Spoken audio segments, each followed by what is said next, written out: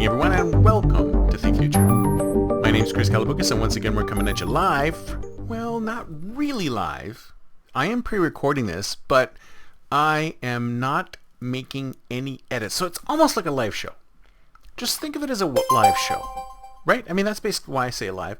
And the reason why I'm talking about this is because upcoming, we're going to talk a little bit about truth and AI. Coming at you live from deep in the heart of Silicon Valley, California. We're talking innovation, startups, the future, not necessarily those and not necessarily in that order. In fact, we're probably just going to talk about AI for the next little while because that is all that anybody is talking about. Don't forget to hit subscribe and knock that bell when you're watching on YouTube. And if you're listening on your favorite podcast service, please subscribe. Please drop a note on Apple Podcasts. I greatly appreciate it. Now, I think the thing that people are most afraid of, the thing that people are most afraid of is AI stealing their job or destroying their job or taking their job away. And I've mentioned before many times on how it's okay, if you ask me. If AI takes your job and does a good job at it, then it's probably a job you shouldn't have been doing in the first place. It's probably a job that a human being is below the level of a human being. You were underserving yourself by taking a job that an AI can do. If an AI can do the job, then you probably should be doing something different. You probably should be doing something else, something more intelligent, something that actually stretches your brain. So I think in some ways, yes, jobs will disappear.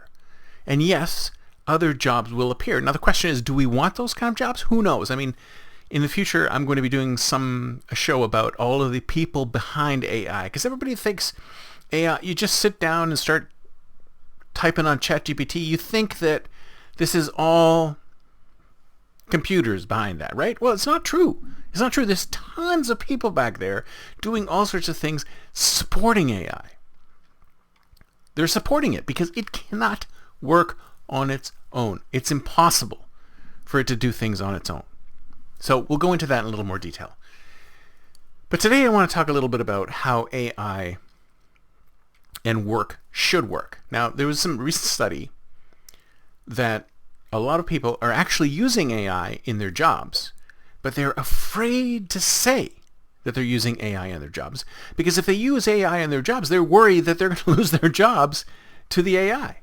So they're surreptitiously doing things with AI and ChatGPT, which they may or may not should be doing. For example, there's many companies out there who've got moratoriums against the use of ChatGPT and other types of AI in their work because they're concerned about privacy. They're concerned about company data. Because if you think about it, every time you put something into ChatGPT, that data gets sucked into it and it becomes part of the corpus. It becomes part of the data set that it uses to learn. And sure, it might make itself easy, it might make itself more intelligent, but at the same time, what ends up happening is that data gets spread into the database. So you're actually, every time you put in some corporate secret or some piece of code, let's say you're a coder and you're saying, hey, can you please improve this code for me and get a better piece of code out of it?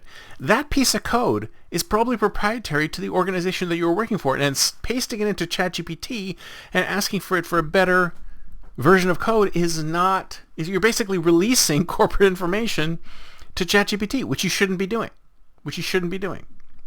Of course, depending on your organization, some organizations have stricter or less strict rules about that. In fact, it was funny the other day, I hear Google came out with an announcement saying their employees are not to use these tools, but at the same time promoting Bard, their tool. So, I wonder if that falls into the don't be evil category that they're supposed to be in. Is that still their motto? I don't even know if that's still their motto or not.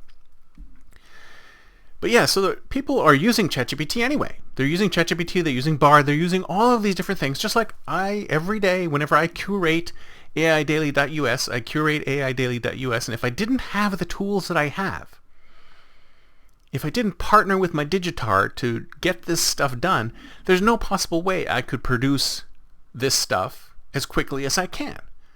for the thousands who've already subscribed. Thank you very much. By the way, AIdaily.us, your daily blast of AI news. You can listen on your podcaster too, or podcatcher. Do they still use that term? Your podcast player as well. But I digress. So some things AI will allow us to do more of our job. So if our job is solely boring enough for an AI to completely take over, then I can understand that job should probably be eliminated and be done by AI. But at the same time, AI can enhance almost all of our jobs to make us do more and be more productive. So say, for example, you had to put together a deck. And all of the vagaries of PowerPoint, maybe you're not familiar with, but you have a general idea of how you're going to do this. I mean, what's the downside of your ideas being fed into some kind of AutoGPT script that can actually generate a deck for you? You may not need to learn PowerPoint. You may not need to be particularly good at PowerPoint, but your ideas, transferring your ideas into action, into words, into a deck, is there any reason why we can't use AI for that? Why can't we basically use AI to do all the burdensome tasks in some jobs? Because every job has some burdensome tasks. And I don't know anybody, maybe Elon Musk, I don't know anybody in the world who has a job that doesn't have some burdensome tasks, some paperwork, some forms to fill in, whatever. Every job has that aspect to it. And if you could eliminate that aspect or farm that aspect to ChatGPT or some other bot, then that would be fantastic, wouldn't it?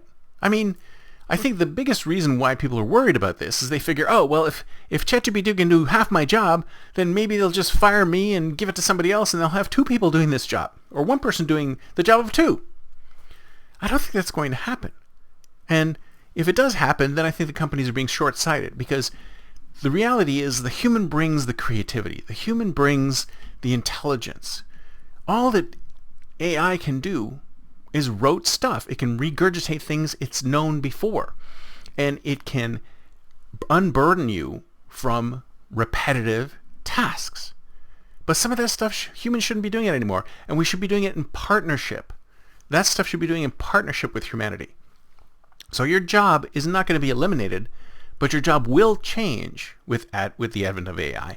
And if anything, it might alleviate you of the boring parts of your job and let you focus on the really interesting parts of your job. And as a human being, shouldn't you be glad for that? Shouldn't you be happy that your job is going to become more interesting and all the burdensome stuff is going to disappear? I don't know about you, but I'm looking forward to that future. That's it for me for today. See you next time, and until then, don't forget to think future.